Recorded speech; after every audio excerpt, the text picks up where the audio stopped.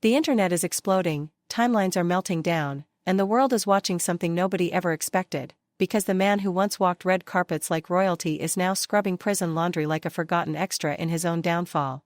Yes, while the outside world gasps, 50 Cent is gleefully clowning on Diddy, firing off posts, memes, and brutal commentary as if he has been waiting his entire life for this moment. And honestly? The timing is insane. Because according to the latest reports, the former billionaire has been assigned laundry duty at Fort Dix Prison in New Jersey, a place that has officially become the graveyard of his old luxury. The same man who once demanded silk sheets and premium fragrances is now elbow-deep in piles of sweaty uniforms that do not even belong to him. The transformation is so dramatic that social media has turned it into a full-blown Greek tragedy. People are saying, how did we get from private jets to dirty socks? And the answers are darker than anyone expected. But the scandal does not stop at laundry. Because, according to insiders, Diddy has also been caught indulging in the most embarrassing prison cliché imaginable, toilet wine. Yes, you heard that correctly. Prison officials allegedly caught him drinking prison hooch, something that has shocked the world not because it happened, but because of who it happened to. A man who once boasted about $1,000 bottles of champagne, now allegedly sipping a homemade chemical cocktail brewed inside a steel toilet. And the worst part? This slip might add extra time to his sentence. The irony is brutal. Diddy claimed during his trial that he was sober for the first time in 25 years. Now social media is demanding answers. Was that testimony a performance? A script? A lie? Former inmates have even stepped forward, claiming Diddy was most likely buying hooch from other prisoners, paying them off like he was trying to run a mini-industry from behind bars. And here is the twist nobody saw coming. The only reason Diddy went to Fort Dix in the first place was to join a drug program that can cut more than a year off an inmate's sentence. But to qualify, you must stay clean. Now people are asking if Diddy sabotaged his own escape route. Did he go from billionaire mogul to his own worst enemy? Even worse, sources say the toilet wine incident might not have been some desperate act of boredom, but part of a secret birthday celebration. Yes, this was allegedly his second birthday behind bars, and instead of private islands and celebrity guests, his party involved a contraband brew and guards that were definitely not singing "Happy Birthday" out of kindness. Commenters are saying, he is breaking. This is the unraveling.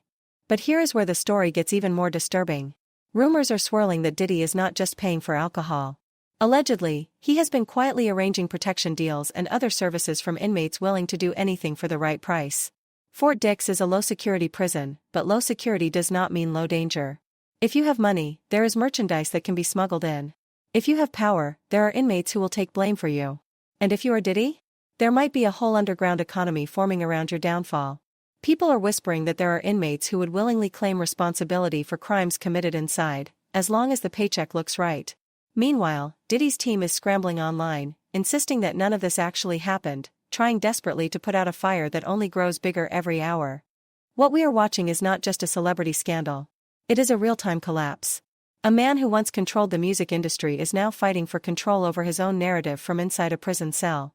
And the world, whether in shock, disbelief, or dark amusement, cannot look away. The plot thickened the moment Diddy's camp rushed online to deny everything, and honestly, it felt like déjà vu. Within minutes, fans noticed an unusual, desperate kind of energy radiating from his official account. A now-deleted tweet appeared, insisting, the rumors claiming Mr. Combs was caught with alcohol are completely false. His only focus is becoming the best version of himself and returning to his family. But the internet was already rolling its eyes. Everyone had seen this movie before. His team always scrambles with carefully polished statements that sound more like PR essays than reality. And people online did not hold back. One commenter wrote, whenever the tweet sounds like a lawyer typed it, the truth is usually hiding underneath. The deletion only poured more gasoline onto the fire. Viewers began dissecting every word, every comma, every tone shift, as if they were analyzing a confession disguised as reassurance. What really sent shockwaves through the community was the fact that Gene had predicted this exact moment months ago, long before the prison hooch rumor even surfaced. Back when Diddy was shedding crocodile tears about being a changed man, Gene practically begged the world to pay attention. He called it a performance. A tactic. A presentation designed to soften the narrative surrounding him. And now, here we are, watching the exact scenario he warned about unfold like a script someone forgot to edit. Gene said that Diddy never regretted anything, and this latest scandal, even if half true or half false, paints the same old picture. Judges clearly felt the same way. That is why they built strict sobriety rules into his release conditions. They did not trust him, not for a second. They wanted a magnifying glass on every move he made, and honestly, the pressure is starting to show. Meanwhile, behind bars, Diddy seems to be running a very different kind of campaign. According to insiders, he has been approaching inmates with promises that sound almost surreal. He has allegedly been telling them that if they work for him, protect him, keep him safe, he will elevate their careers once he is free. That is the kind of pitch you expect to hear backstage at a music awards show, not inside a federal prison. And yet, the rumor mill says he has been bragging about receiving a pardon, as if a presidential signature is waiting for him on the outside. TMZ reported that he made bold declarations, offering loyalty in exchange for protection. Because the truth is simple, he does not have material luxury to offer anyone anymore. Influence is the only currency he has left. And he is spending it like a man who knows he is running out of time. And here is where things take a darker turn. Two separate incidents of violence, two moments where Diddy allegedly faced real danger, paint a chilling picture of his new reality. The most terrifying one happened just before he was moved to Fort Dix. According to people close to him, Diddy woke up with a blade pressed against his throat. Imagine that. A man who once slept in silk sheets with 24-hour security now waking up to a stranger's hand wrapped around a weapon inches from his neck. If a correctional officer had not been nearby, the story might have taken a horrifying turn. And the terrifying part? This was not even the first time. Months earlier, inside MDC Brooklyn, he claimed someone held a knife to him in the middle of the night. He described waking up frozen, unable to move, unable to scream, knowing he was at the mercy of someone who clearly did not care about the name Diddy, the empire, or the legacy. Nobody even knows how the situation ended. Did a guard intervene? Did the attacker leave? Did Diddy fight back? The mystery only adds to the paranoia swirling around him. His legal team desperately tried to use those incidents during sentencing. They crafted emotional narratives about his age, his collapsing mental health, the unbearable pressure of being a global public figure locked in a facility that strips you of identity and power. They pleaded with the judge to see the humanity behind the headlines. They highlighted his stress, his fear, his vulnerability, painting the picture of a man unraveling in real time. The courtroom fell silent when his attorneys described him as a man who once lived in excess, now trembling at night, terrified of another attack. But sympathy is not a legal shield. The judge listened, acknowledged, and then delivered the reality: more than 4 years. No special treatment. No leniency for fame. No exceptions carved out for a music mogul who once ruled the charts. It was the coldest kind of justice. Firm. Final. And now, the contrast is disturbing in a way that is almost cinematic. The man who once traveled by private jet is now lying on a government-issued mattress thin enough to fold in half. The man who once bought mansions on a whim now shares a metal frame bunk in a prison unit where the air smells of concrete and disinfectant. The man who once walked into rooms expecting applause now walks into a chow hall where nobody looks up, because nobody cares. For the next 2.5 years at minimum, this is not a temporary inconvenience. This is his entire universe. No velvet ropes. No entourage. No security teams hovering behind him. Nothing that reminds him of the status he used to weaponize. All he has now is time. Time to think. Time to confront. Time to sit with the consequences. And time to realize that inside prison walls, the name Diddy does not carry power. It carries weight. The kind that crushes. And the transformation is not just emotional or psychological anymore, it has become a matter of survival. Because inside prison walls, morality takes on a violent shape, and justice becomes something raw, unfiltered, and often terrifying. Some inmates have twisted personal codes, while others follow strict, unwavering principles. They do not tolerate men who are associated with harming women. It does not matter that some of the allegations against Diddy live in civil suits, public claims, or unresolved narratives. In the real world, nuance exists. In prison, nuance dies the moment the cell door shuts. Perception becomes the truth. Whispered accusations become reality. And that reality has painted a target on Diddy's back so bright that even his own legal team admitted, openly, that physical assault is the #1 threat he faces. Not the loss of comfort. Not the headlines. Not the constant cameras waiting outside the courthouse. Violence. Retaliation. Prison justice. That is the real danger shadowing him every second of the day. Because no matter how wealthy Diddy is, no matter how powerful he once was, behind the razor wire, none of that prestige survives. The inmates do not care about record deals, champagne fountains, or red carpets. They look at him and see something else entirely, someone tied to accusations that ignite rage inside a community where certain crimes, even alleged ones, are despised more than anything. In the unspoken hierarchy of prison culture, men linked to allegations involving women fall to the very bottom. Below thieves. Below fighters. Below everyone. And that drop is not symbolic. It is lethal. Diddy understands that with startling clarity now. His team understands it even more. Every meal, every walk, every shower, every moment in a shared space requires calculation, awareness, and a kind of fear he never had to entertain in the outside world. Because in prison, those labeled as abusers, again, even allegedly, do not simply have a hard time. They get hunted. Inmates enforce their own justice system, one that is far more brutal, far more immediate, and far more personal than anything the courts could deliver. And Diddy is not walking around in ignorance. He knows what is whispered behind him. He knows how fast rumors travel through the corridors. He knows the culture, the risk, the quiet hatred that simmers under the surface. He knows that inside those walls, he is no longer seen as a producer or a businessman or a cultural force. He is seen as a symbol. And symbols get targeted. So when people ask whether he is frightened, when reporters toss questions about safety, the answer is already written across every detail of his behavior. The fear is real. The danger is real. And the proof of that arrived in one of the most shocking ways possible: photographs smuggled out of Fort Dix. Images that were never meant to exist. Images that someone risked punishment to leak. TMZ obtained photos showing Diddy surrounded by known gang-affiliated inmates, casually hanging out with them, smiling faintly, blending into their circle as if he belonged there. But anyone with even a sliver of understanding about prison culture can see exactly what is happening. These are not casual hangouts. These are alliances. Protective formations. Strategic alignments meant to keep him alive. No celebrity energy. No genuine friendships. Just survival. Sources close to the situation said Diddy has been leveraging whatever edge he has left, connections, promises, influence, to build these alliances.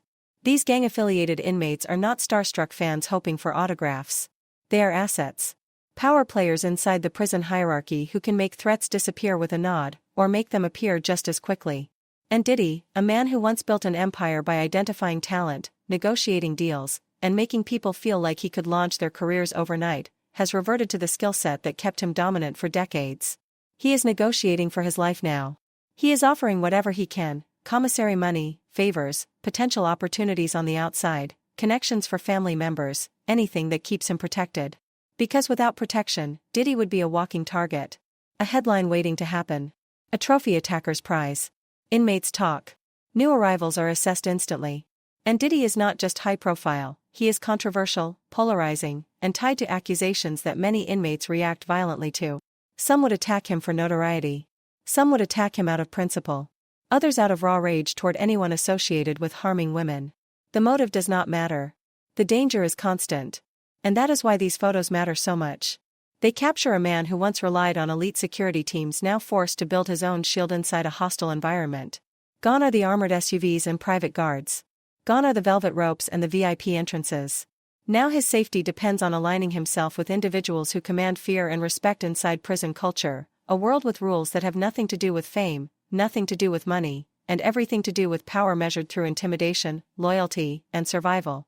What stands out the most in those leaked images is not the background, not the inmates beside him, not even the gang symbolism quietly hovering in the corners of the frame. It is the smile. That smile. The same signature grin he has worn on red carpets, in music videos, at award shows, a grin that once radiated confidence, power, and untouchable celebrity status. But here, behind the walls of Fort Dix, the smile looks hollow. Thin. Performed.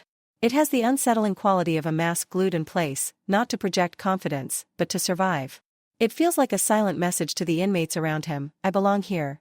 I am relaxed. I am one of you. But the truth buried beneath that practiced grin is far more disturbing. When the stakes are this high, genuine comfort is impossible.